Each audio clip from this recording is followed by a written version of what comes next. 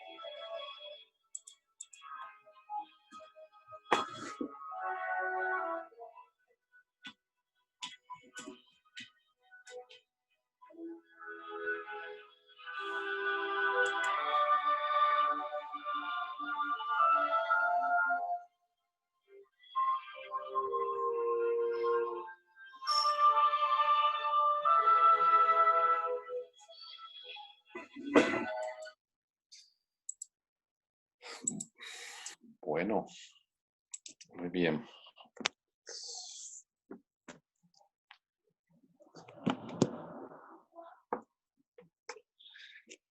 Lohengrin se le suele llamar también el caballero del cisne, porque hace su aparición o llegada y luego su marcha, según la tradición, montado en un cisne, aunque otros pues, lo vean, la tradición popular piense que es ridículo que uno monte en un cisne, Entonces dicen que el cisne iba alando una frágil barquilla en donde Lohengrin iba. Esto se basa en la narrativa popular europea de los siglos XII-XIII. La historia cuenta que había fallecido el duque de Brabante y el ducado había quedado, por supuesto, heredado por sus hijos Gottfried y Elsa de Brabante. Pero el menor de ellos, Gottfried, desaparece, había desaparecido. De manera que Elsa estaba bajo la dirección de un tutor, Termund. Este era un hombre ambicioso y solicitó ante el emperador que él debía hacerse cargo del ducado de Brabante, ya que Elsa, la heredera, había hecho desaparecer o había asesinado a su hermano Gottfried para quedarse como única heredera de las posesiones del ducado. El emperador, ante esta acusación, pues exige que alguien tiene que responder por el honor de Elsa. Como era antiguamente la tradición era que los caballeros debían batirse en lucha hasta la muerte y que si el caballero vencedor estaba bajo lo cierto, entonces era porque Dios le había protegido y que el falso, el mentiroso, debía de morir. Esa es la decisión del emperador. Alguien debe luchar por Elsa. Elsa, entonces, mujer casta, pura, espiritual, empieza a orarle mucho a la divinidad para que le conceda a aquella persona que la va a defender en el torneo, que va a defender su honra, que ella no es ninguna asesina. Llega el día del torneo y no aparece el adalid. Ya a punto de zanjar la situación y él sabe ser condenada a muerte, surge de pronto en el río, aparece sobre un cisne, un hombre de una brillante, radiante armadura. Le dice: yo voy a responder por Elsa, voy a defender su honor. Y se tranza entonces en el combate con Termund y vence a Termund, lo vence en el combate, pero le perdona la vida. De todas maneras, el rey dice: no, señor, el que perdió, perdió, y ordena más adelante que debe fallecer, pero del momento las cosas se quedan así. Lohengrin dice que como él es el ganador, él debe de casarse o desposarse con Elsa. Para ello, entonces, sí, se hacen todos los preparativos, pero Lohengrin impone una condición a Elsa. Nunca le debe preguntar ni quién es ni de dónde viene. Y ella le dice: sí, sí, mi amor, lo que tú digas está bien.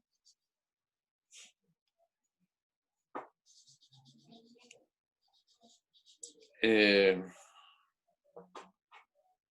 el intermedio de todas las situaciones, Termund y su compañera, su esposa Ortrud, quien era una hechicera pagana, cuyos dioses eran Wotan y Freya,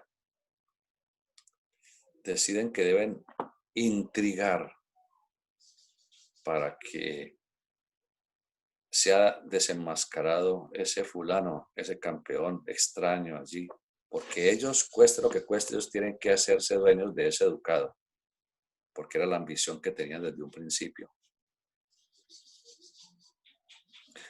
De tal suerte que Termund y Ortrud, los conspiradores, visitan en la noche a Elsa. Le dicen que están muy arrepentidos, muy dolidos por esa situación, que ellos quieren lo mejor para ella y que están muy preocupados que esa persona que está allí, que va a ser su esposo, la esté engañando. Que si es una persona que no quiere que se sepa su procedencia ni su nombre, es porque tiene que tener una cosa muy horrible guardada. Y que cómo se va a meter con una persona de esa calaña. Le siembran la duda en el alma a Elsa. Y Elsa se intranquiliza. Y a pesar de que se casa con él, llega el momento en que le dice, necesito que me digas tú quién eres y de dónde vienes. Él entonces la lleva ante el emperador y le dice, yo había puesto esta condición, pero Elsa no la cumplió. Para que con el dolor del alma, debo decir, soy Lohengrin, hijo de Parzival, custodio del Grial, y yo soy un caballero del Grial. Como estaba prohibido a los caballeros del Grial decir que nunca podían decir quiénes eran ni de dónde venían. Ellos iban por el mundo como campeones o paladines de la justicia y del honor, y protegiendo a los pobres y desamparados, y llevando servicio a todo el mundo, pero sin jamás decir quiénes eran ni de dónde venían. Solamente salían al mundo a servir. Ese era su destino, su labor. Por lo tanto, aún ante los ruegos de Elsa que la perdonara y que la perdonara, dijo, no, debo marcharme. Se acerca a las aguas, al río, y entonces llega el cisne.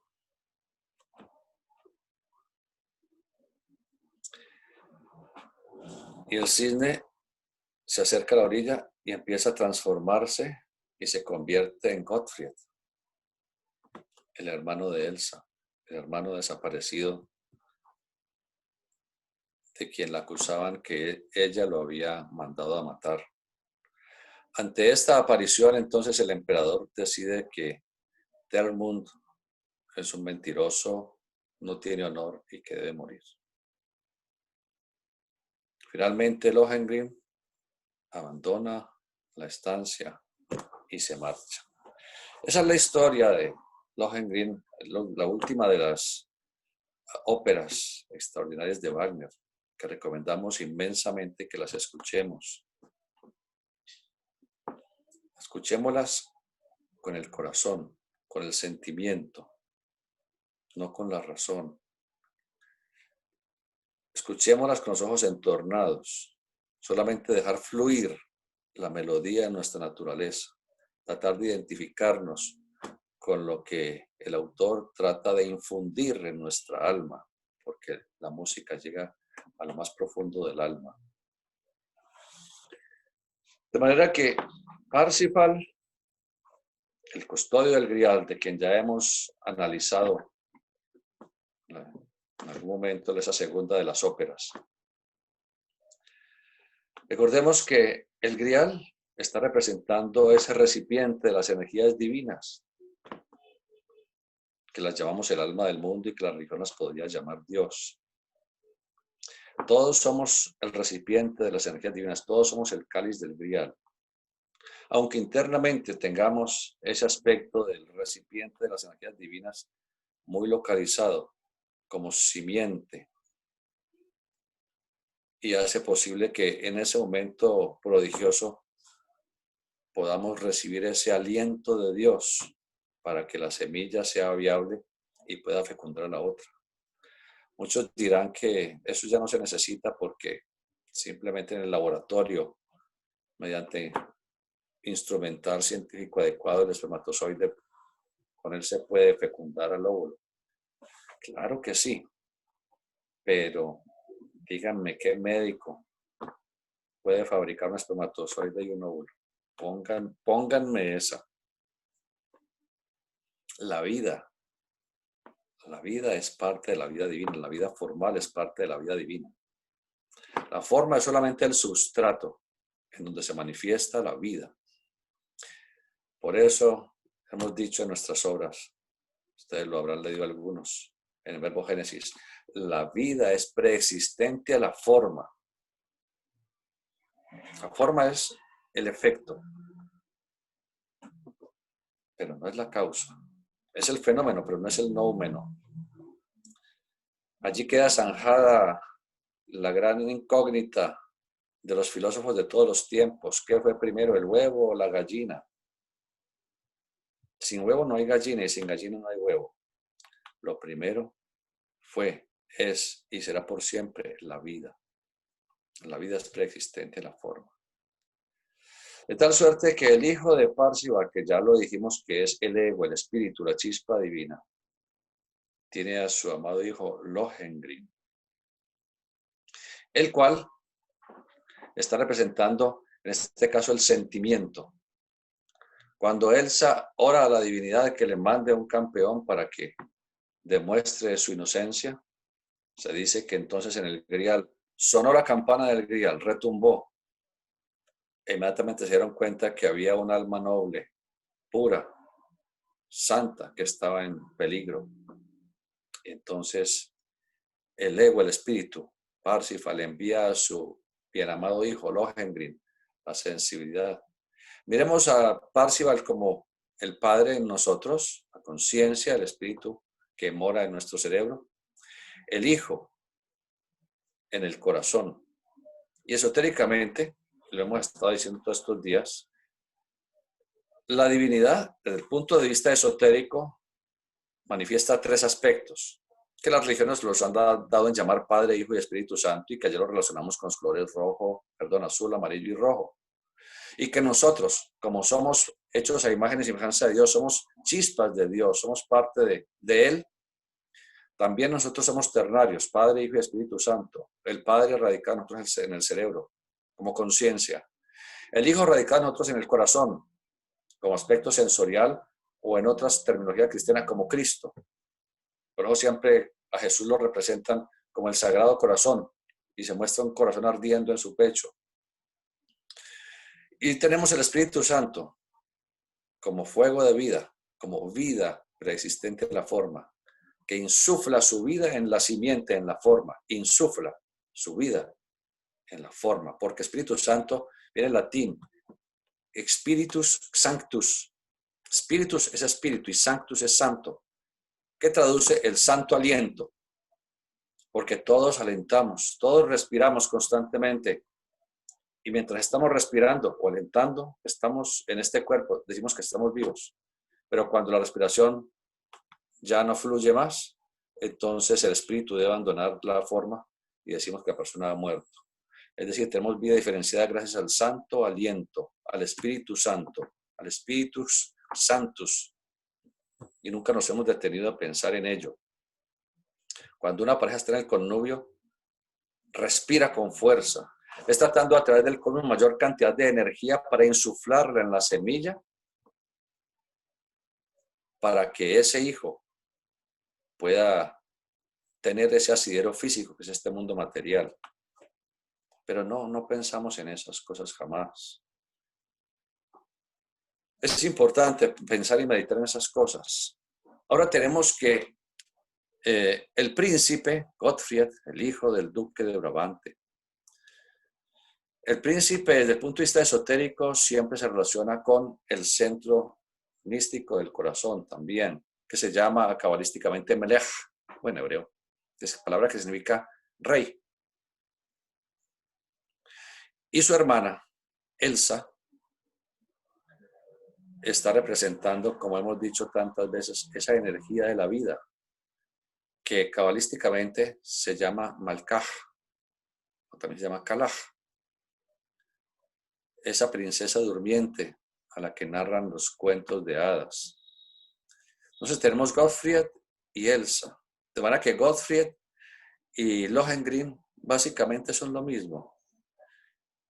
Mientras Gottfried está subjetivamente desaparecido, que implica el sentimiento más profundo del ser humano, Lohengrin está extrovertido, exteriorizado. Por eso, mientras viene Lohengrin a hacerse cargo de Elsa, primero a defenderla y posteriormente a hacerse cargo de ella, al no cumplirse los requisitos y al tener que develar los misterios de su personalidad, digámoslo así, entonces regresa transformándose el cisne en el hermano de Elsa, Gottfried, el cual a partir de ese momento será a cargo de Elsa.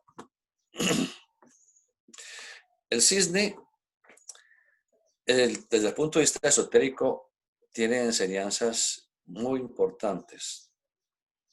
En las más antiguas escrituras, el cisne representa el espíritu universal y se le da el nombre de Hamsa. Hamsa, el ave que está fuera del tiempo y de la eternidad. Ese cisne es el gran aliento, el aliento de la vida finito e infinito, el espíritu universal. Espíritu es spiritus, aliento. Spiritus es aliento. El universo comienza gracias a ese gran aliento. La divinidad exhala su aliento y el universo surge desde esa singularidad cósmica, como dice la ciencia. Dicen, de un punto infinitamente pequeño por una masa infinita, surge todo el universo, el espacio, el tiempo, la materia, la energía, absolutamente todo. Esa es la exhalación del aliento, del infinito, de Hamsa, del cisne. El cisne extiende sus alas, entonces genera el universo. Y cuando nuevamente recoge sus alas, cuando inhala el universo, de momento deja de ser. Cuando no es, se llama esotéricamente el gran caos o el gran chaos,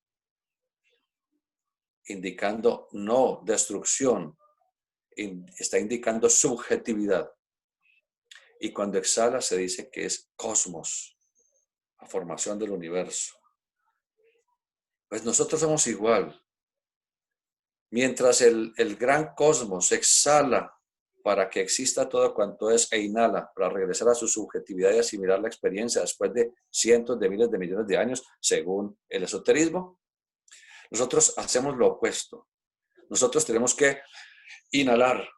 Inhalamos el gran aliento cósmico que tiene como vestidura el oxígeno, pero estamos alentando. Hay un hecho singular para demostrar este acerto.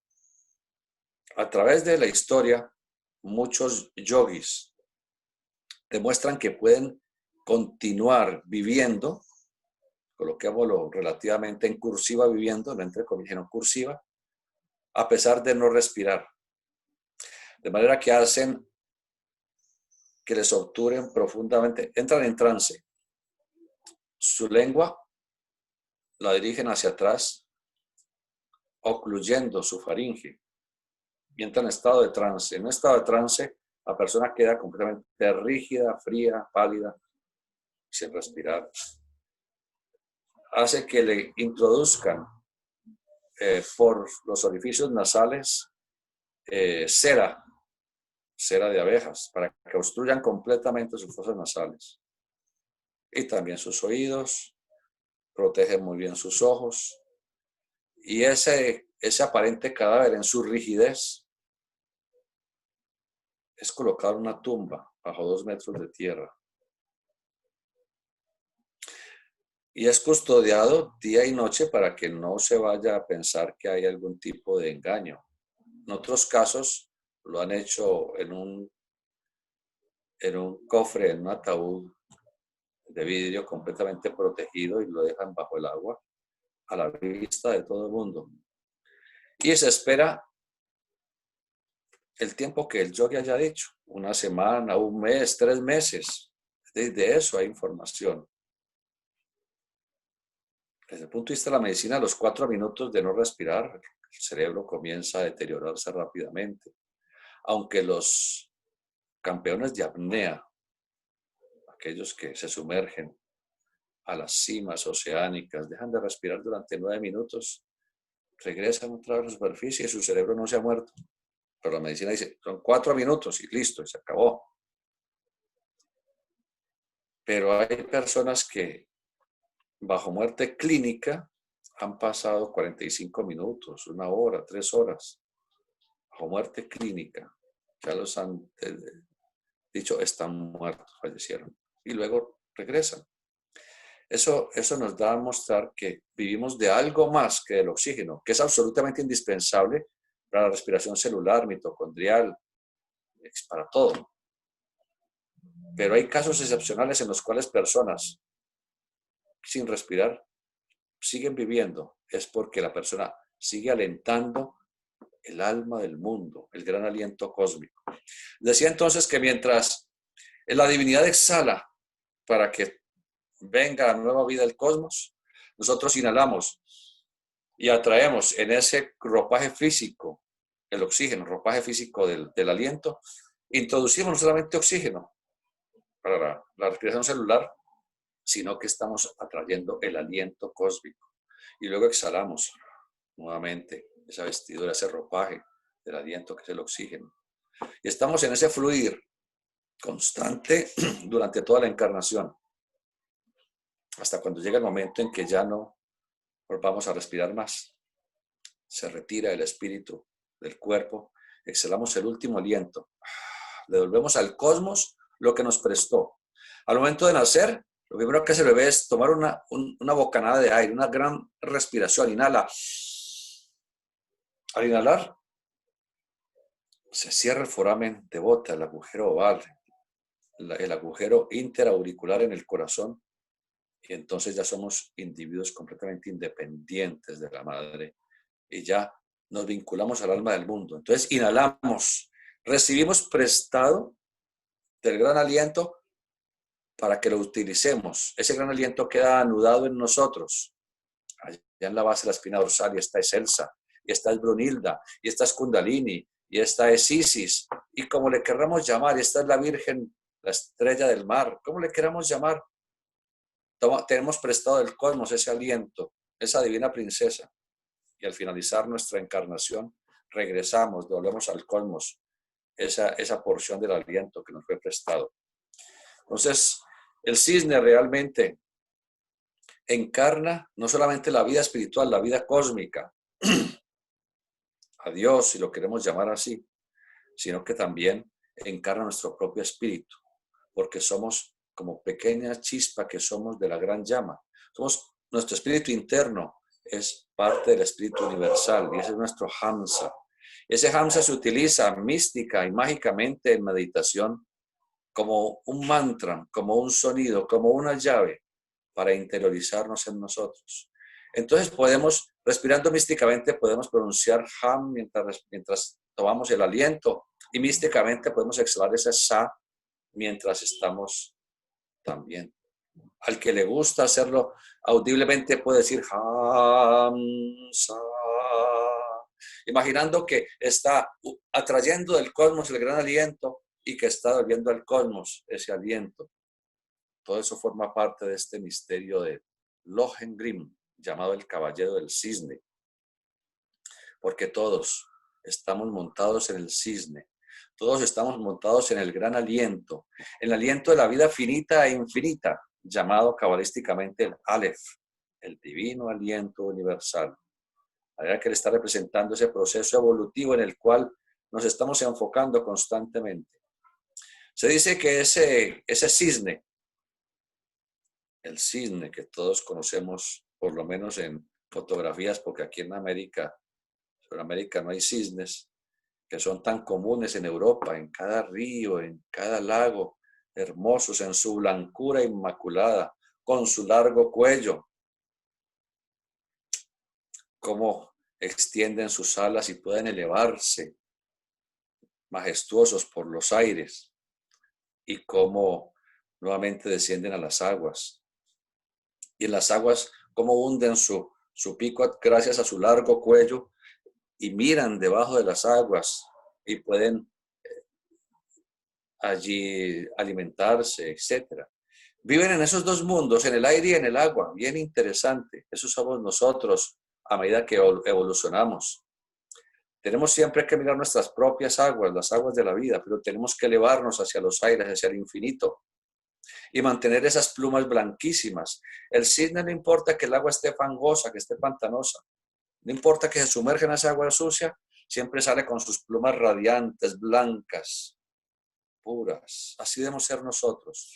No debemos permitir que el entorno, por más sucio y contaminado se encuentre, no nos debemos dejar contaminar como estudiantes de la vida espiritual, no dejarnos contaminar y mantenernos limpios, trascendentes, es decir, nuestra aura, nuestro traje dorado de bodas, nuestro cuerpo del alma, allí en donde algún día la conciencia crística debe florecer en nosotros, debe mantenerse siempre en esa pureza inmaculada.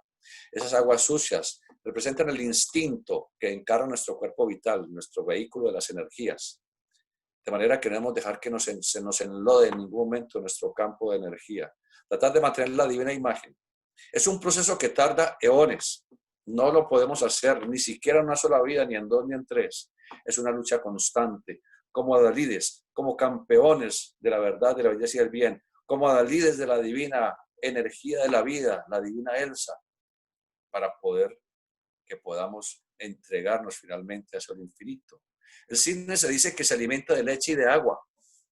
Ese es el alimento básico desde el punto de vista esotérico, no estamos hablando del punto de vista formal, material. Se nutre de agua y de leche y que tiene la capacidad mágica de separar el agua de la leche. Dirá uno, pues, qué locuras son estas, qué ridiculez es esta.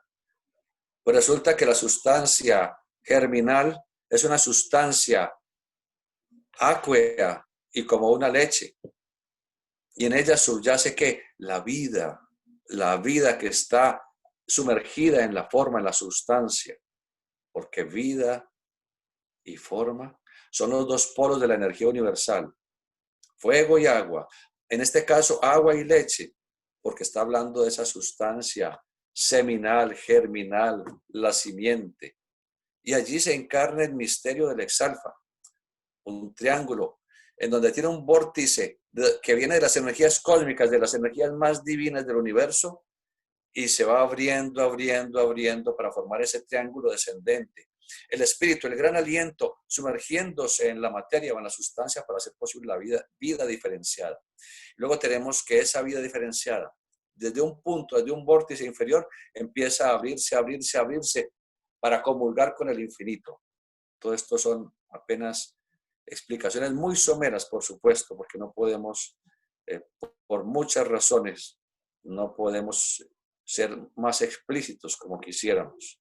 Quisiéramos decirlo todo, pero toca a veces callar un poco para que no nos vamos a intoxicar demasiado de un conocimiento que de pronto no estamos muy preparados para recibir. Entonces, dice ahora el señor Händel, entre las óperas de Wagner no hay quizás ninguna tan universalmente apreciada por la gran mayoría que Lohengrin. Es la más espiritual de todas, la que representa esa evolución más densa, más material nuestra, es la primera de las óperas, El Anillo del Nibelungo, y la más espiritual, la más sublime, representada en Lohengrin, el Caballero del Cisne. Esta ópera o esta obra será probablemente así porque a primera vista es sencilla y bella a la vez. La música, esta música de esta obra es de un carácter excepcionalmente exquisito y apela a todos de un modo que las demás obras de Wagner, que están basadas en mitos como Parsifal, Nibelungo, Tannhäuser, etc., no alcanzan a estereotipar semejante altitud.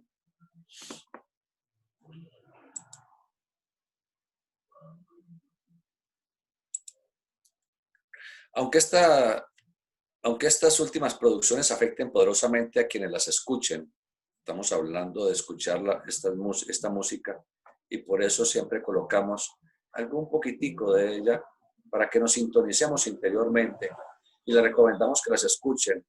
Y les hemos dicho que es muy fácil.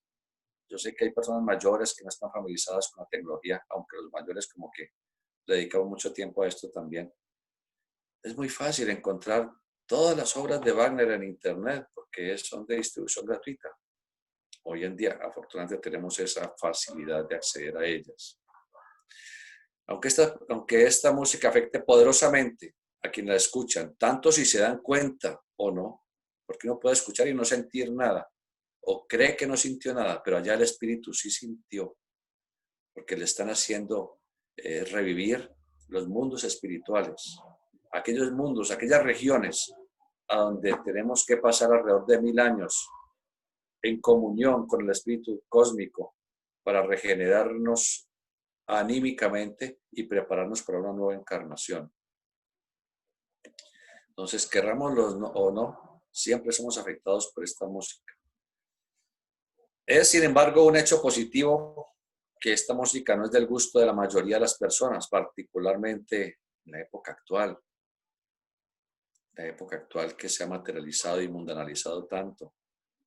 Y que nosotros, en nuestras Américas, no tenemos ese sentido moral, anímico, místico que caracterizó a la Europa medieval y hasta más o menos principios del siglo pasado. En este mito es revelado uno de los requerimientos supremos de la iniciación. ¿Qué es la iniciación? Es la comunión con el yo superior. Eso lo dijimos hace unos días. Dijimos que aunque muchos grupos hablan de la iniciación, se llenan la boca de agua hablando de la iniciación. Y muchos dicen, yo soy iniciado. Dijimos, sí, una iniciación es un comienzo. Claro, cuando uno se matricula en un colegio, en una universidad, en un instituto, uno ya es un iniciado. Un iniciado y ha logrado la iniciación en eso, lo que se metió. De manera que a muchas personas les dicen que son iniciados porque fueron recibidos a veces con alguna ceremonia que no logran entender, por supuesto, en un grupo o en otro.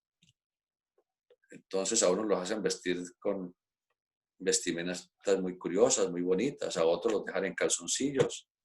Y es literal lo que estoy diciendo, por supuesto, es real, no estoy jugando. Los someten a unas ceremonias muy bonitas, a otras a unas ceremonias tenebrosas. Tenebrosas aunque no tengan que ver nada con aspectos negativos, sino que están simbolizando cómo simbólicamente uno muere y después renace. ¿Cómo está? Estoy refiriéndome un poco a la ceremonia de iniciación de la masonería, por ejemplo. Entonces, estos sí, han iniciado un movimiento, han iniciado un camino, pero es muy diferente del verdadero, genuino significado esotérico de la iniciación. La iniciación se logra después de llevar no solamente una vida, sino muchas vidas. Usualmente son 7, muchas vidas dedicadas al servicio hacia la humanidad, a cultivar la bondad, el altruismo, a cultivar la verdad, a cultivarse internamente con un sentimiento de belleza, de moralidad y de espiritualidad, a tener un respeto y devoción absoluta hacia la energía de la vida. Esto yo sé que la mayoría, digo la mayoría, de pronto todos, pero ojalá que no sean todos, sino que la mayoría no estamos en capacidad de comprender cómo puede la energía sexual, y digo la energía, no estoy hablando del sexo, la energía sexual, cómo puede tener una connotación sagrada, santa, espiritual, divina, cósmica, y que sea la razón de ser, de seres, de cosas, de universos, de mundos y de todo cuanto existe. No, eso son pendejadas. El sexo es el sexo, es para disfrutar de él, dirán muchos. Otros dirán, hombre, pues, puede que sí, puede que no, a lo mejor, quién sabe. De pronto alguno dirá, bendito sea mi Dios, con razón, con razón. Y de pronto, muy de vez en cuando en la evolución surge alguien que ha batallado tanto en los caminos de la vida y ha logrado en su corazón llegar a esa conclusión, a sentir que el misterio de la vida y del ser, que el sagrario de los sagrarios, que el santo de los santos, que el arca de la alianza, que el Sancta Sanctorum, que el arca de Noé, es la energía que nos da la vida.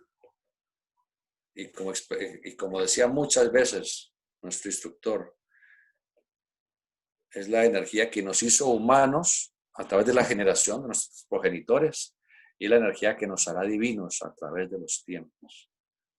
¿Será coincidencia que todos los instructores, todos los que han logrado algo en su evolución, expresen lo mismo? ¿Será coincidencia? ¿Será coincidencia que Max Heindel hable acerca de la santidad de la energía sexual y por ende del sexo mismo? ¿Será coincidencia que Krunger hable de la santidad del sexo?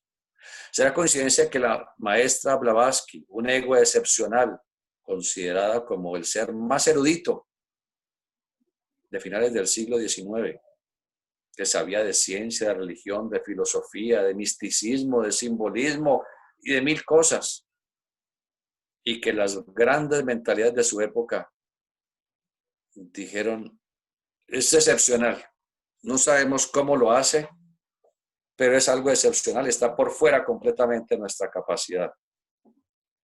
Y aún hoy, 120 años después, o 124 años después, hoy más que nunca, que hay grupos que se dedican a estudiar las enseñanzas de Blavatsky alrededor del mundo, y seguimos sin entender una palabra de aquello. Y lo digo con absoluta sencillez, porque es demasiado abstracta esa sabiduría, la sabiduría de las edades. Y ella en todos sus escritos, y para hacérselo más fácil, en las síntesis de sus enseñanzas, cuando ella se dedicaba a conversar con sus estudiantes y a darles enseñanzas orales, en el tomo 6 de la Doctrina Secreta, habla acerca de la santidad del sexo, aunque en todas las demás obras habla de lo mismo. Pero se lo estoy poniendo fácil, una psicosíntesis, en donde habla acerca de la santidad del sexo y dice que para poderse dedicar a la gran obra, para poderse ennoblecer con esa sagrada y portentosa energía de la vida, el hombre debe casarse con una mujer de edad, si no estará perdido. Y muchos pensarán, entonces tengo que casarme con una anciana, con una ancianita. No, la mujer de edad representa que esa otra polaridad sea un alma vieja, sea un ser que tenga mucha evolución, para que si nosotros no tenemos la suficiente evolución, nos ayude a elevarnos, a levantarnos. Y es lo mismo para la mujer. La mujer debe casarse con un hombre mayor, con un anciano, con un viejito que ya no ni funciona. No, con una persona con alma vieja. Así como dijimos hace algunos días que la José nació viejito, viejito, viejito. No se refiere a alguna enfermedad, no se refiere a eso. Aquí son almas antiguas. Solamente podemos divinizarnos si nos reunimos con un alma de mucha evolución que nos ayude a respetar esa energía y juntos a ir puliendo esa piedra y juntos a ir formando esa amalgama de los bajos metales para convertirlo en la rutilante y preciosa joya filosofal, que es la que nos llevará a acceder a la iniciación.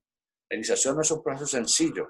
La iniciación, siendo la comunión con el yo superior, con el espíritu, es un proceso que demora eones, pero tenemos que comenzarlo alguna vez. Tenemos que esforzarnos. Por eso el espíritu se le expresa como un guerrero. Y lo dijimos ya hace 3 o 4 semanas. Un guerrero lleno de cicatrices. Un guerrero que ha enfrentado muchas batallas.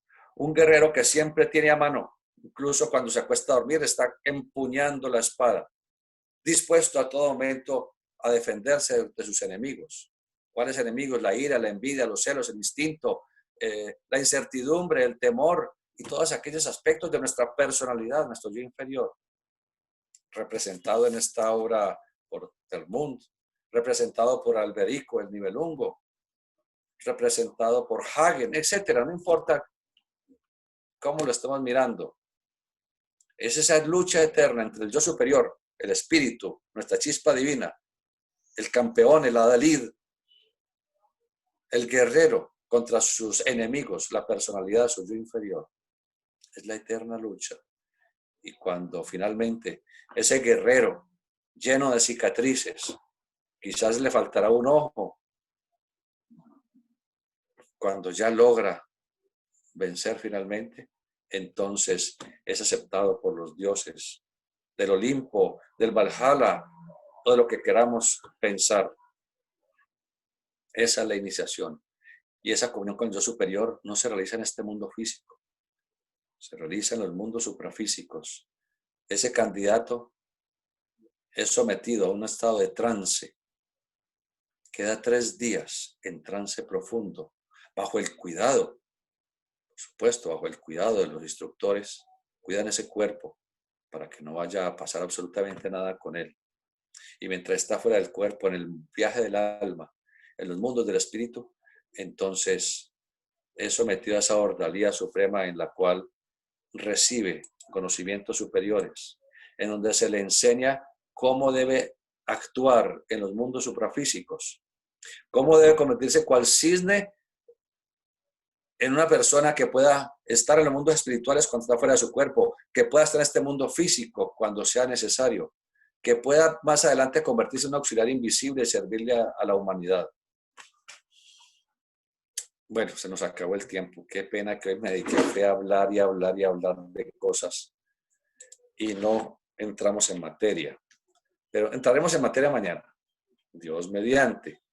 Mientras tanto, entonces ustedes pueden ir colocando sus preguntas en el foro, en el chat, para acelerar todo el proceso y que todos puedan aprovechar las respuestas, si estamos en la capacidad, por supuesto, de entregar una respuesta.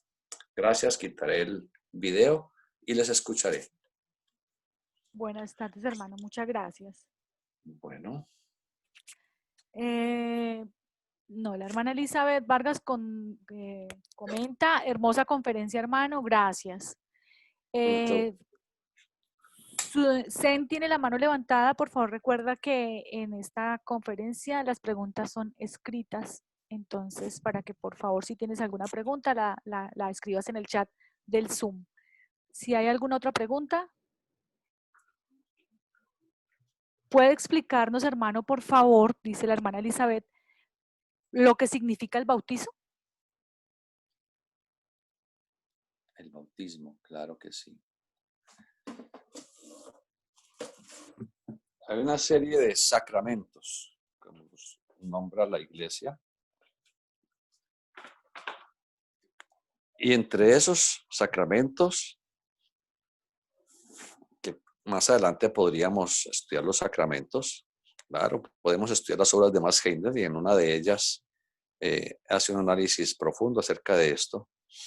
El bautismo, aunque esto lo narramos, el sacramento del bautismo lo narramos ya hace 1 mes y medio, podemos retomarlo, por supuesto. El bautismo es sumergido, la persona sumergida en agua, según la tradición de los nazareos, una secta o un grupo oculto místico de Asia Menor a la que pertenecía Juan el Bautista. Por eso él sumergía en el agua para el bautismo. Pero es un símbolo que estudiaremos ahora, al igual que la tradición católica en la cual se le echa agua en la cabeza, realmente en la coronilla, a ese bebé, a esa persona que va a ser bautizada. Las aguas han sido siempre la representación de la vida. Por eso se habla de las aguas de la vida y el Espíritu de Dios flotaba sobre las aguas. El Espíritu, ya les dije, Spiritus es aliento, Spiritus del latín. El aliento de Dios flotaba en las aguas de la vida. No flotaba, flota constantemente cuando respiramos. Y es un proceso que lo realiza el nervio neumogástrico, gracias a la acción de la médula oblonga que constantemente está haciendo un análisis químico de la sangre, de los niveles de oxígeno. Médula oblonga, allá en la base del cráneo. Y de allí salen los nervios, los 12 pares de nervios llamados craneales, y entre ellos el nervio neumogastro, el 10º par, el cual sumerge sus ramas en la garganta, en los pulmones, en el estómago, en la parte abdominal. Pero resulta que mientras el aire se inspira como oxígeno entre los pulmones, hay una energía muy sutil que la hemos llamado el aliento, la cual continúa su recorrido hacia la zona ventral, es decir, abdominal, y finalmente se va atrás de nosotros, a la zona sacrococcígea, y allí se almacena. Les he dicho, es el regalo que recibimos de la divinidad permanentemente, ese gran aliento, y que se anuda allí como la divina princesa durmiente, que es donde se encuentra la energía que nutre la esfera de las aguas. ¿Cuáles son las aguas? Las aguas de la vida. ¿Por qué llaman las aguas de la vida? Porque son las que proporcionan vida, son las que nos permiten reproducirnos. Entonces, simbólicamente, esas aguas de la vida deben producirnos el bautismo. ¿Qué es el bautismo? Es la iluminación espiritual, es la apertura del chakra coronario, es la iniciación, porque en esa esfera de las aguas del aliento, allí duerme un átomo poderoso de vida, de energía, que se llama el átomo maestro, y él algún día por fin se liberará de su encierro y se elevará por el epéndimo, canal medular central, hasta llegar a la cúspide de nuestro cerebro, en relación con la fontanera posterior, la coronilla, que es por donde entra y sale nuestro espíritu cuando nos quedamos dormidos y cuando despertamos otra vez y cuando fallecemos finalmente. Y allí se encuentra un centro de energía luminoso, extraordinario, llamado el loto de 1000 pétalos, radiante, no solamente blanco, sino multicolor y dorado en su centro, por supuesto. Ese es el bautismo. Y bueno, no se diga más. Otra pregunta. Sí, señor. La hermana dice, la hermana Alba Yasmín dice, por favor, ¿me puede explicar qué significa el lavado de manos en una misa católica y para los judíos? Gracias. Las manos, que son la prolongación de los brazos, hemos dicho que es la prolongación del centro crístico, el centro del amor universal, el corazón. Lavar las manos implica que somos puros de corazón, puros de alma, lo cual nos hace sentir la unidad con toda vida, la fraternidad, ver al prójimo como un hermano. Las manos deben mantenerse entonces siempre en ese estado de pureza. Y no debemos entregarnos al sueño sin habernos antes lavado cuidadosamente las manos. Porque en el mundo del deseo o el astral, cuando salimos de nuestro cuerpo, allá lo que exteriorizamos curiosamente es el rostro y las manos. Y entonces las manos deben llevar ese mensaje de amor y de armonía y de fraternidad hacia toda creación. Eso es. Otra cosa. Sí, señor. El hermano Zen, a ver si usted me copia, hermano. Dice, cuando a las aguas de la vida por intermedio de la sublimación, pero es que yo creo que le quedó incompleta, no sé, es lo único que dice. Esperemos que vuelva a escribir otra Sí, vez. hermano Zen, por favor. Otra. Sí, señor, dice, muchas gracias, la hermana Ruby dice, muchas gracias, hermano Iván, por entregarnos tan valioso conocimiento, un verdadero privilegio poder asistir a vuestras clases. Con mucho cariño. La hermana María Elena Múnera dice, buenas tardes. Si el hombre debe buscar en la pareja un alma vieja y la mujer igual, entonces, ¿cómo debe ser la pareja perfecta? Refiriéndonos a la edad del alma. Con el decurso de la evolución como estudiantes que somos de esta sagrada y noble ciencia, encarnación tras encarnación vamos envejeciendo. ¿Envejeciendo en qué? En alma. Es decir, vamos adquiriendo más y más experiencia, que es ego, espíritu. Más y más experiencia y más alma, que es sensibilidad. Es un proceso lentísimo que llevamos millones de años en él y que proceso que no se detendrá jamás, pero que podemos consciente y voluntariamente acelerar. Para eso asistimos a las escuelas iniciáticas, para aprender acerca de estas leyes y tratar de encarnarlas en nuestra existencia.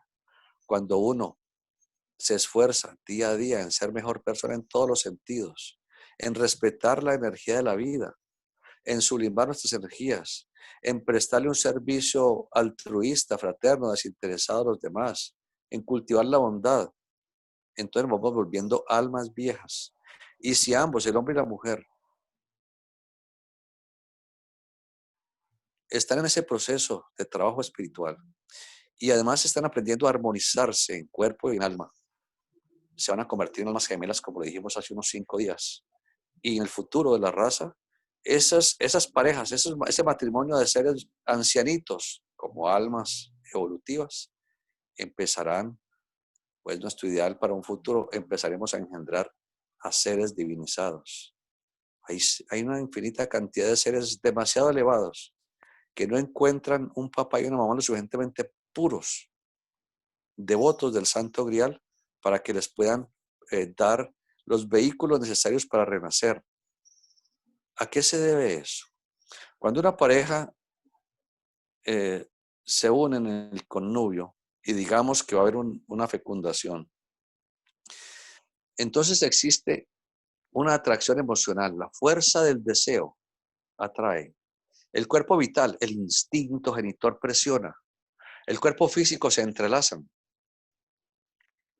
Pero generalmente llega hasta allí. Realmente es una unión física, instintiva, etérica y emocional. Si de pronto esas personas se han cultivado un poco más, puede que esa unión logre elevar sus auras de ambos que están entrelazadas, elevarse hasta el mundo del pensamiento. Tendremos a los científicos.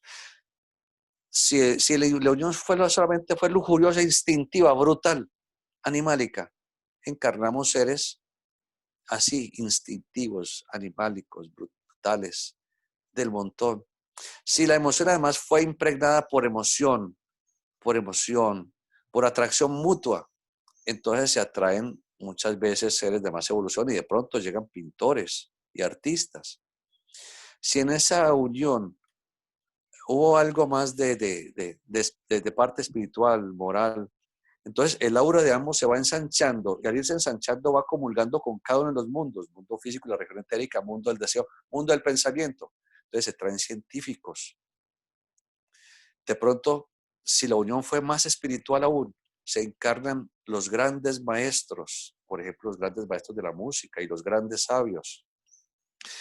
Si en esa pareja había un amor cósmico, espiritual, divino, sagrado, pueden encarnar a un Señor Jesús, por ejemplo, o a un Señor Buda. Es el aura la que se va ensanchando. Esa pareja en ese connubio forman una unidad energética, la cual se va ensanchando cada vez más, tratando de comulgar con lo infinito. Y depende de cómo sea esa unión, así se engendrarán los hijos. De manera que algún día, y ese es nuestro ideal, llegaremos, ojalá, a formar con otra persona ese núcleo de un par de viejos, de almas viejas, en donde el matrimonio sea realmente la redención del género humano y sea el verdadero altar de la divinidad para permitir que seres expectantes, divinos, puedan venir a este mundo a mostrarnos el camino a todos los que estamos perdidos en este mundo difícil. Otra pregunta. El hermano Néstor Ovalle dice, buenas tardes, gracias por todo. Con mucho cariño. Eh, la hermana Paula Andrea Rivas dice, buenas tardes. En el momento del bautizo, ¿por qué dicen fuerte y varias veces el nombre del bautizado? Bueno, se está refiriendo al bautizo gnóstico Rosacruz. Yo les decía ayer que es un proceso mágico y antier también, en el cual el oficiante tiene que contactarse con el ángel del cual depende ese niño y no le puedo decir más. Otra cosa, Sí, señor, dice el hermano Carlos Arturo Pinzón dice, muchísimas gracias, maestro. No No, es, Iván, me bautizaron Iván. Gracias. dice, Sí, sígueme contando. no es conveniente colocarnos la cruz negra de miércoles de ceniza en la frente. Muy amable. Bueno, eso ni da ni quita. De que sea conveniente o no sea conveniente, no importa, no da ni quita. Como símbolo es maravilloso. La persona que por su convicción religiosa, familiar, personal, lo que sea, sigue esa tradición, maravilloso, porque aquí enseñamos a respetar y a comprender mejor la religión en la que esté la persona. No decimos que la persona tenga que abandonar su religión, no, jamás. Le enseñamos a que la comprenda y la ame mejor. Entonces, ese es un símbolo. Cuando le dicen, de polvo eres y en polvo estás de convertir, realmente es una mala traducción, digámoslo así, de la esencia original. Es de polvo fuiste formado y en el polvo te redimirás, o del polvo te redimirás. Y aquí nos referiremos a la tradición popular, y ustedes me respetan, pero lo hago con mucho cariño, sin ánimo de que piensen que estoy hablando cosas soeces. La tradición popular, por lo menos en nuestra tradición, yo no sé en el extranjero, porque yo no crecí de niño en el extranjero, se habla de la energía sexual como el polvo, y popularmente de una manera despectiva dicen te voy a dar un polvo, te voy a echar un polvo. Pues bien, es una elegía al polvo cósmico. La ciencia habla del polvo cósmico. Antiguamente, a principios del siglo pasado, llamaban el polvo cósmico. Hoy en día las llaman nebulosas. Esotéricamente les llaman la sustancia raíz cósmica, a las nebulosas, a ese polvo cósmico, al substrato que es fecundado por el Espíritu Universal para hacer posible la formación de las galaxias y en estas de los sistemas solares y en estas con sus mundos, sus planetas y con todo lo que existe. De manera que ese símil, esa analogía muy popular, tiene su razón de ser precisa y exacta. Entonces, mientras el sacerdote le dice, de polvo eres y polvo te vas a convertir.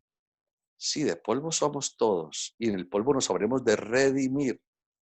Y esa cruz negra hecha de ceniza está representando a, que es en la sustancia, que es la cruz negra, en la sustancia genitora, es donde debemos apoyarnos para redimirnos y convertir esa cruz negra en la cruz blanca del Redentor. ¿Ah? La cruz blanca del Redentor es la misma energía, pero ya sublimada, divinizada. Cabalísticamente se utiliza la cruz negra como proceso de meditación en la iniciación interna mística que se obtiene en la esfera de Tiferet, que es un nombre cabalístico del chakra corazón. Pasemos a otra pregunta, porque si no se nos complica mucho la situación. Sí, hermano, el hermano Zen. Entonces, ya le voy a leer.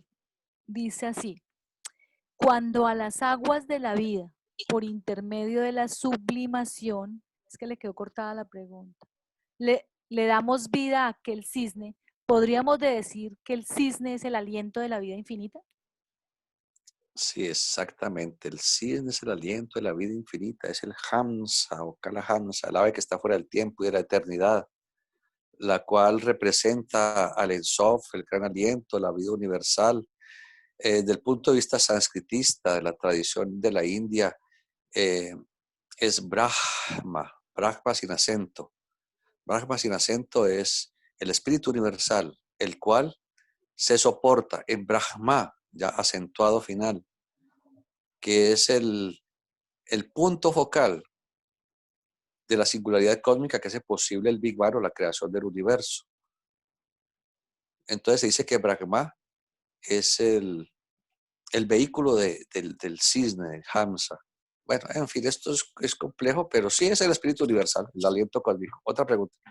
La hermana Elizabeth Vargas dice, hermano, ¿de dónde proviene la costumbre de llamarse hermanos en las escuelas de misterios o iniciáticas, por favor?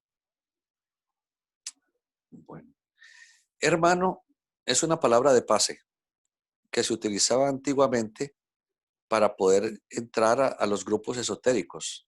Cuando uno llegaba a un lugar a donde sabía que había una logia, entonces empezaba uno a saludar, hermano, hermano, ¿cómo está, hermano?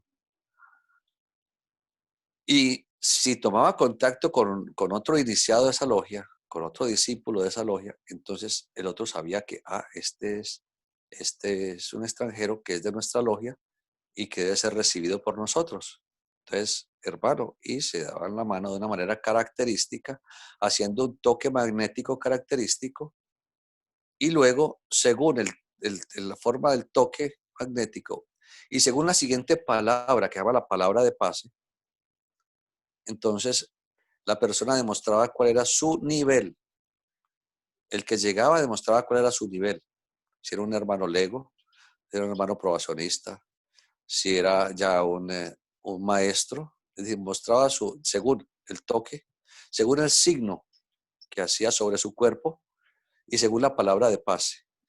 Si el hermano que lo recibía, el otro le decía hermano, es la recepción, si al recibirlo le sabía devolver el signo, el toque o la palabra de pase, sabía también el nivel en el cual se encontraba esa persona, sabía hasta dónde podía exteriorizar o no. Dicen que ojos que no ven, corazón que no siente, y que no hay peor ciego que el que no puede o no quiere ver. Bueno, el que no quiere ver. Entonces, si el otro hermano es de menos categoría, de menos nivel, de menos grado, digámoslo así, entonces no está en la capacidad de contestar la palabra, el toque o el signo. Esto es un poco más complejo, pero entonces de allí surge la palabra hermano. Jesús, como les dije ya hace unas semanas, les dice un día a sus discípulos, primero os llamé hermanos, indicando que pertenecen a la misma logia. Ahora os llamo amigos, ya refiriéndose al aspecto crístico de la existencia, porque entre hermanos puede haber discordias, desavenencias. Entre amigos no hay engaños. Entonces, meditemos en todo esto un poco. ¿Algo más? Sí, señor. Aquí hay una larga. Dice, ¿cómo explica la enseñanza Rosacruz el hecho de que una persona A sea instrumento para que se cumpla el karma que debe cumplir o experimentar una persona B? Es decir, ¿qué implicación tiene el hecho de que la persona A esté generando karma probablemente negativo, pero en el hecho de cumplir una deuda kármica preexistente de la persona B? Bueno, Es el hermano Ignacio Quintero. vámonos a algo que hemos comentado. Siempre en nuestro deber vivir debemos tratar de ceñirnos al sendero de la verdad, de la belleza y del bien. Debemos ceñirnos a la armonía. Debemos tratar de cultivarnos espiritualmente. Y para eso ponemos como ejemplo al Señor Jesús. Según la historia, un ser de pureza, de espíritu fraterno, de bondad, de espiritualidad, que jamás atentó contra nadie, ni de pensamiento, ni de palabra, ni de obra. Y decía, mientras la ley antigua dice ojo por ojo y diente por diente, yo os digo, amad a vuestro enemigo. Y si él te golpea una mejilla, ponedle la otra. Y si alguien viene y te roba tu bolso, dale también la capa. Hablando de ser totalmente inegoístas, totalmente fraternos, totalmente ausentes de violencia. Entonces, como ponemos como ideal al Señor Jesús, decimos, debemos situarnos a veces, tenemos una disyuntiva en nuestra vida. Y entonces debemos decir, esto que yo estoy pensando, esto que yo estoy diciendo, esto que yo he hecho o esto que voy a hacer, o esto que voy a decir, lo haría, lo pensaría, lo imaginaría el Señor Jesús. Si nos damos cuenta que el Señor Jesús jamás dirá una mala palabra, una mala mirada, un mal acto, un desprecio o algún aspecto negativo, entonces nos damos cuenta que estamos actuando mal. De inmediato debemos enderezar nuestro camino y actuar en consonancia, como lo haría un ser de tal evolución, porque estamos aspirando a perfeccionarnos. Por lo tanto, no podemos pensar jamás que nosotros somos el karma de alguien y que por lo tanto, si yo soy grosero, displicente, altanero o de cualquier manera estoy ultrajando la sensibilidad o la vida de alguien, de un congénere, por más que sea mi cónyuge o mi hijo, quien sea, no tengo ningún derecho de hacerlo. Yo no soy el karma de nadie. Yo debo ser la bendición de todos los que conmigo se ponen en contacto. ¿Verdad que hay que pensar y meditar muy bien en eso?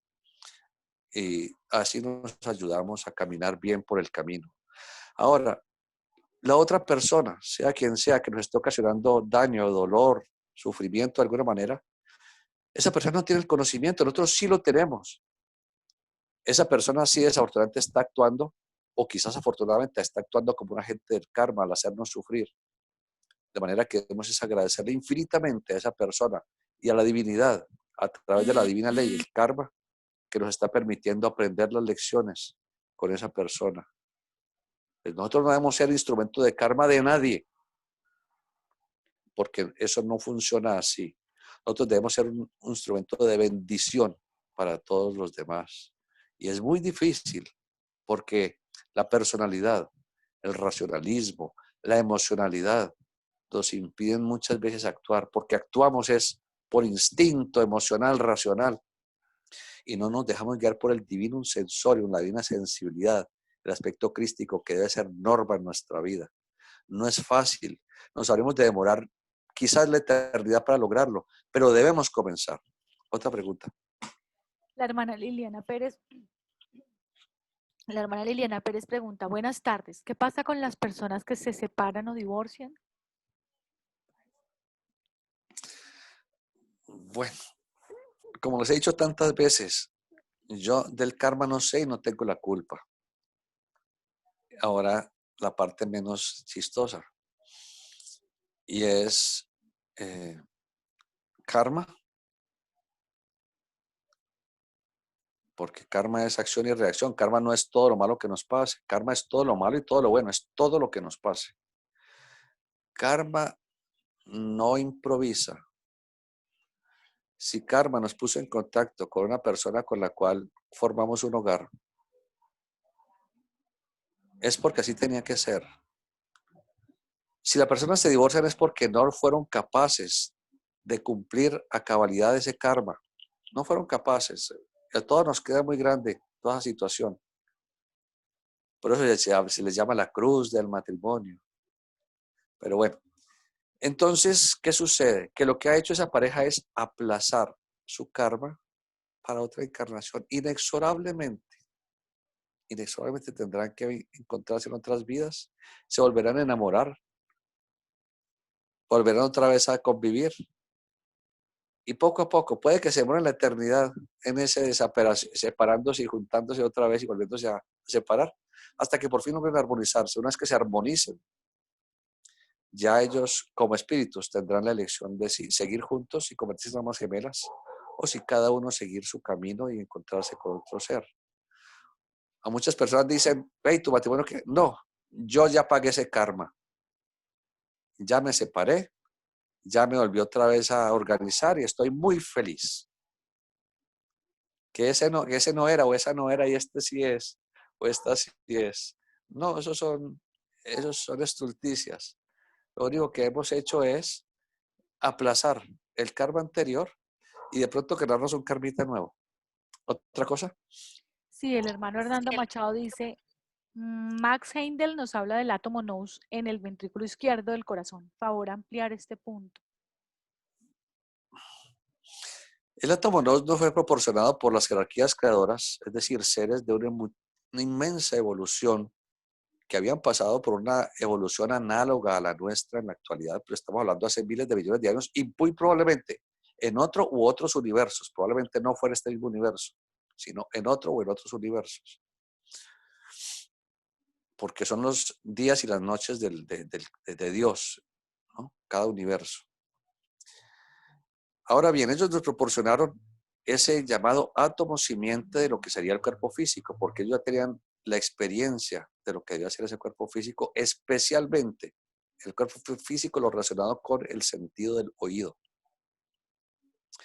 Pues bien, ese átomo simiente fue evolucionando y otras jerarquías creadoras fueron cada uno colocando por su propia epigénesis, por su propia capacidad, fueron colocándole mejoras y adiciones, los demás sentidos, por ejemplo, y luego dejaron las jerarquías creadoras de las constelaciones zodiacales la conformación del arquetipo de cada uno de lo que serían los órganos, cerebro, ojos, corazón, piernas, etcétera, etcétera, etcétera. Todo eso quedó almacenado en ese átomo llamado átomo simiente, que es el arquetipo del hombre físico. Cuando ocurre la fecundación, o cuando va a ocurrir la fecundación, los señores del destino, los señores del karma, colocan ese diminuto átomo simiente o arquetipo físico del ser humano, hombre o mujer, en uno solo de los espermatozoides, en la cabeza triangular de uno de los espermatozoides que entregará ese humano a esa dama. Y en uno de los óvulos de quien va a fusionarse con ese espermatozoide, colocan la contraparte de ese átomo simiente físico que se llama el átomo simiente del cuerpo vital, que también es el arquetipo, pero ya etérico, el molde etérico de ese hombrecito o mujercita que se habrán de formar. Solamente cuando esos dos átomos simientes compatibles, porque pertenecen al mismo espíritu, compatibles, se encuentran, viene la fecundación y surge entonces ese ser a la vida física. Por eso no todos los espermatozoides pueden ser viables, ni todos los óvulos tampoco pueden ser viables, solamente aquellos en donde se encuentren esa compatibilidad. Y eso solamente lo hacen los señores del destino momentos previos a la fecundación, momentos previos. De manera que ese átomo simiente del cuerpo físico ya sabemos que es el responsable, átomo tras átomo, de lo que debe ser la conformación del cuerpo denso. Así como el cuerpo vital, el átomo simiente del cuerpo vital que queda implantado en nosotros relativamente con el plexo solar, está el arquetipo de lo que va a formar definitivamente el cuerpo físico y está hecho de un molde de energía llamado molde etérico vital, que es lo que la ciencia llama la materia oscura y energía oscura. Otra pregunta o comentario. El hermano Gonzalo Orozco dice, pregunta, ¿los niños que se bautizan en la orden pertenecieron a la escuela en una vida anterior? No, no tiene nada que ver. Lo hemos dicho 1000 veces, ya se le olvidó, pero lo seguiremos repitiendo. El bautizo gnóstico Rosacruz tiene como finalidad exclusiva ayudar a que la adolescencia de ese joven, esa joven, no sean tan caóticos, tan instintivos, como lo es en muchos, no en todos, en muchos adolescentes. Lo único que hace la Fraternidad Rosacruz es prestarle un servicio a la evolución de la humanidad, ayudando a que ese joven, esa joven, cuando esté en la adolescencia, porque se le bautiza siendo niños, refrenen un tanto sus impulsos instintivo-emocionales. No sirve para nada más, ni significa que venga de otras vidas en la Escuela Rosacruz, ni significa que haya quedado ya vinculado a los Rosacruces. No tiene nada que ver, es un servicio a la humanidad, nada más, otra cosa. El hermano Laureano Estrada dice, gracias Iván por sus enseñanzas, porque con ellas he logrado ver cambios en mi vida. Que Dios lo siga iluminando. Con mucho gusto, con mucho cariño. Otra cosa. El hermano, a ver, permíteme un segundo que estoy bajando acá. Doctor Iván, dice el hermano Orlando Pinzón. Su instrucción de hoy es un poema. Me hace recordar la de la hermana Hueleda, contada por los senderos del mundo. Gracias eternas. Con mucho cariño, hermano, gracias. Hermano Iván, dice Mónica Muñoz. Como hoy estuvimos hablando de cisnes, ¿qué mensajes trae el cisne cuando aparece a alarnos en nuestros sueños? ¿Deberíamos interpretar su mensaje en los mismos términos de espíritu universal como explicaste hoy? Y muchísimas gracias por las charlas. Claro, es nuestro yo superior. Recordemos que el signo representa el espíritu universal y el espíritu interno personal. Es el espíritu, es nuestro ser superior. Nuestro ser superior nos está llamando. ¿Qué hubo, pues? ¿Qué hubo? ¿Qué hubo? ¿Qué hubo? ¿Para cuándo? ¿Para cuándo lo va a dejar? ¿Para otra vida o qué? Gracias, otra. Sí. La hermana Karen Hernández dice, buenas tardes, ¿hay alguna razón esotérica en el nacimiento de gemelos? Los gemelos son un par de personas que han logrado, bien sea, entenderse mucho u odiarse mucho. El primer caso es el más frecuente. Estas personas han comulgado como amigos, como colegas, como familiares, y se han identificado bastante en ese sentido. No necesariamente tiene que haberse vinculado en la parte sexual, no. Son personas que logran lo que llamamos hermanos, ser hermanos del alma, que así nos llamamos en los estudiantes de Rosacruces. Mientras uno tiene unos hermanos físicos, carnales, de sangre, con los cuales a veces no se lleva muy bien, en la escuela Rosacruz, o en las fraternidades ocultas esotéricas, nos llamamos hermanos del alma, porque muchos nos hemos encontrado desde otras vidas en la escuela Rosacruz y ahora nos reencontramos. Por eso uno, con gente de la escuela Rosacruz, uno la va muy bien, la va pero espectacular. Y con ellos se va de viaje y se va de paseo y sale a comer y se va de reunión social. Cosas que usualmente no hace uno con los hermanos carnales. Esos son los hermanos del alma. Muy bien, los hermanos del alma pueden llegar incluso a querer encarnar juntos. Es tanta la afinidad que tienen que buscan encarnar juntos como gemelos. Esa es la explicación. Ahora, los gemelos siameses son los que han sido enemigos en el pasado. Mientras en el primer caso, los gemelos no siameses, que es lo normal, son hermanos del alma. Los siameses son personas que se han odiado tanto y la ley de causa y efecto los ha mandado como papá o mamá e hijos o hijas. Los ha mandado como esposo o esposa. Los han mandado como hermanos sanguíneos. Y no logran armonizarse y se odian y se matan incluso.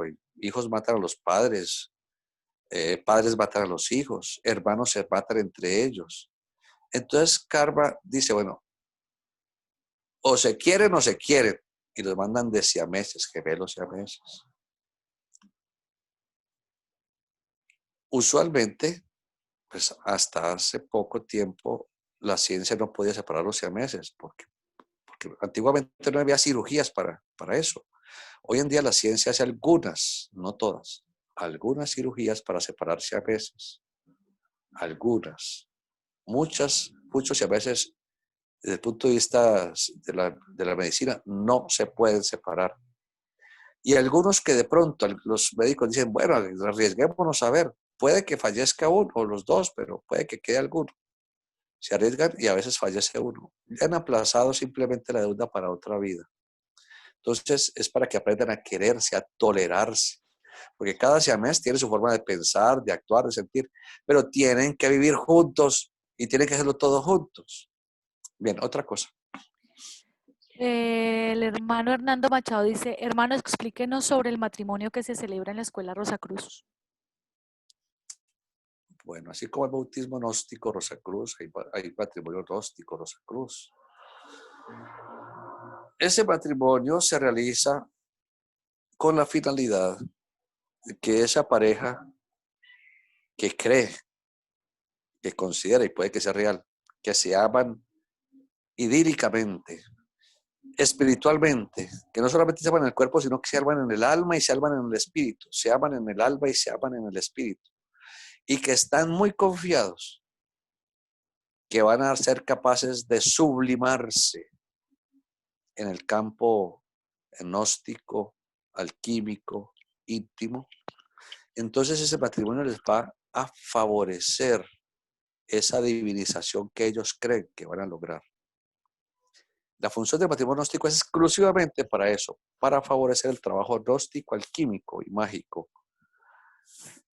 Entonces, muchas parejas antaño en la Fraternidad Rosa Cruz, muchos se casaban. Maestro Rojas, vengo a que nos casen. Y como es un servicio que presta la fraternidad, pues maestro los casaba. Y la gente pensaba que quedaban casados por toda la eternidad. O sea, obviamente eso no es cierto. Eso no es cierto. Pensaban que se amaban tanto que se iban a quedar casados por toda la eternidad. No, no significa eso el matrimonio gnóstico. Ya les expliqué que es un trabajo alquímico y gnóstico interno que se debe hacer. Entonces el maestro con mucha paciencia, digámoslo así, los casaba.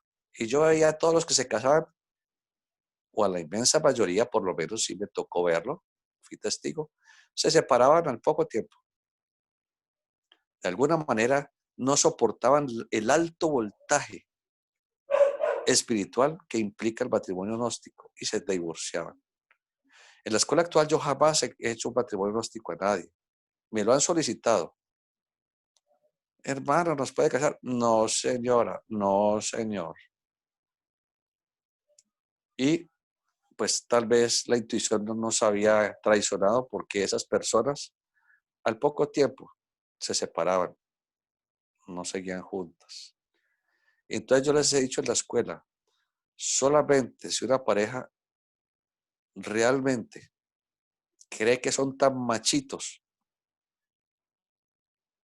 y han demostrado durante años que realmente se aman, y han demostrado durante años que no los enloquece el sexo, y han demostrado durante años que ellos realmente están interesados en el trabajo de la gran obra, que es la consagración a la vida espiritual en el altar del Cristo, se les casará. Si no, no lo haré. Otra pregunta. Sí, hermano, la última.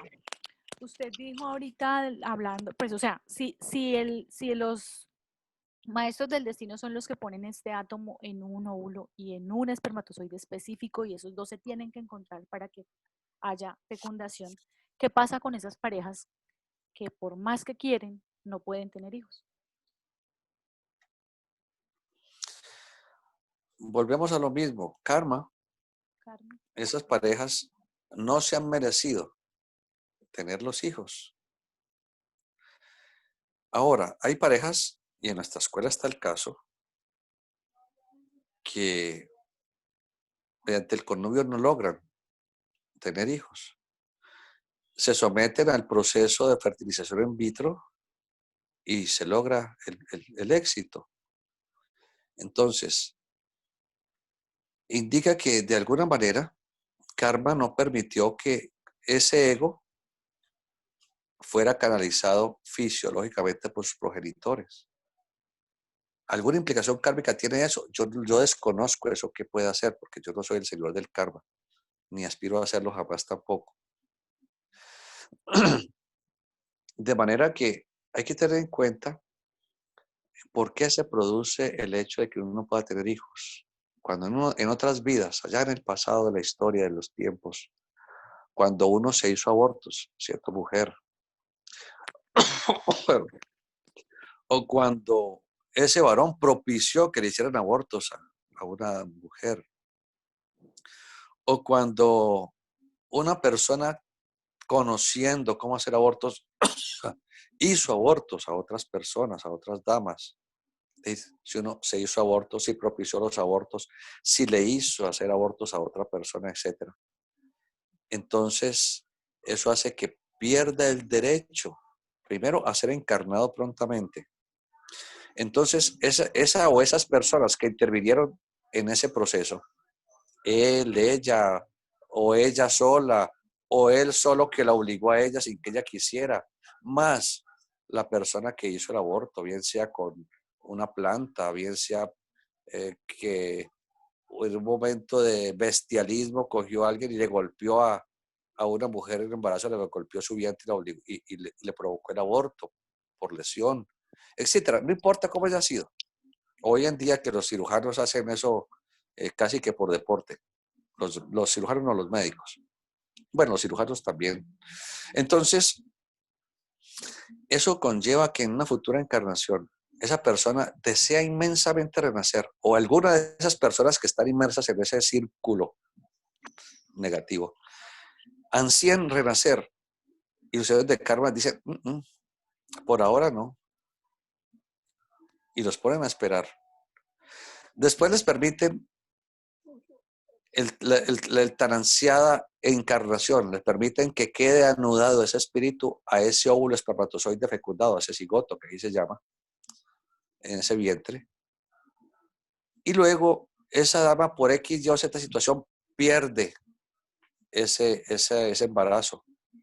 Entonces ese espíritu que estaba ya anudado se da cuenta cómo no puede venir a este mundo físico y otra vez tiene que regresarse a los mundos espirituales.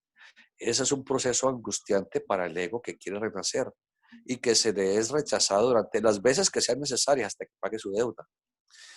Miremos, esos médicos que hacen, yo conozco un médico y que tristemente es pariente mío, el cual probablemente ha hecho no solamente cientos, sino quizás miles de abortos.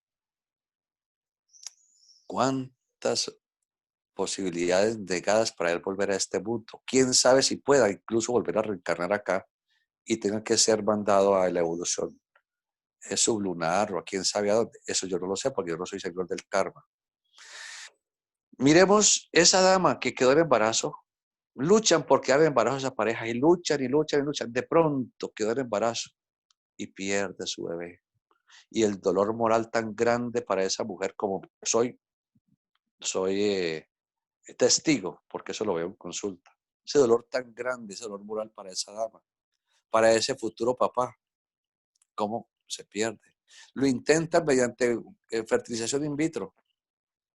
Y bueno, hay algunos embriones que quedaron listos y no sé qué, los implantan y se pierde el embarazo.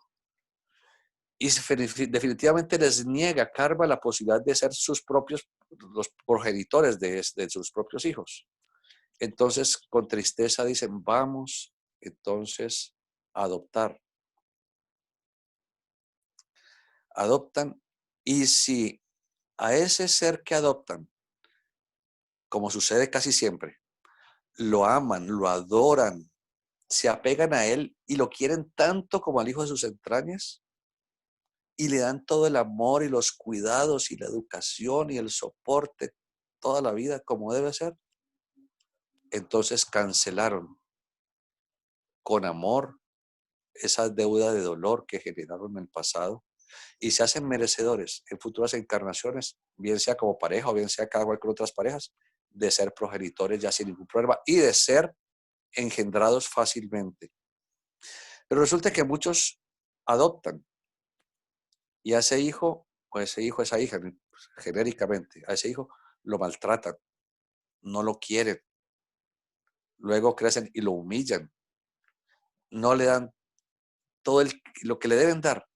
Entonces, en vez de cancelar la deuda por amor, han generado más dolor y más deuda y más sufrimiento. Y cuando algún día por fin renazcan, tendrán la posibilidad de recibir todo el maltrato, el dolor, el abandono, la humillación y todo, que a su vez le generaron a otro ser a quien le dieron la oportunidad de amar y cancelar su deuda. No hay más preguntas, me imagino. Hay una, dice, sí, dice la última, sí señor. Dice la hermana Lucía Quintero, hola Iván, ya que estamos hablando de los hijos, ¿es posible tener contacto con un futuro hijo mucho antes de ser fecundado? Bueno, lo hemos enseñado en nuestras obras, que nosotros, los padres, no elegimos a los hijos. Los hijos nos eligen, o nosotros elegimos a nuestros padres. Los hijos eligen a los padres hasta con 20 años de anticipación. Muchas veces los papás no han nacido y el muchachito ya los escogió. Miren cómo es la cosa. Y el muchachito, es decir, el ego, que está en el mundo del pensamiento, esperando, está observando a quienes van a ser sus progenitores, que aún también se encuentra en los mundos espirituales. Y se da cuenta cuando esos progenitores nacieron, uno en Londres y el otro nació en Sevilla, Valle, Colombia, por decir algo. Y los sigues de los mundos espirituales con toda la paciencia, esperando a que crezcan, esperando a que de pronto viajen y se encuentren y se conozcan y se enamoren y fusionen sus cuerpos y sus semillas para él por fin nacer. De manera que nosotros los padres, por supuesto, subjetivamente, vemos a nuestros hijos hasta mucho antes de que los podamos engendrar. Los vemos en los mundos espirituales porque ellos están constantemente pendientes de nosotros. Que nosotros nos acordemos, eso es otra cosa. Que nos acordemos de nuestros sueños y de nuestro encuentro con ellos, eso es otra cosa. Pero allí están. Gracias a todos. Feliz tarde. Bueno. Dios mediante. Nos veremos.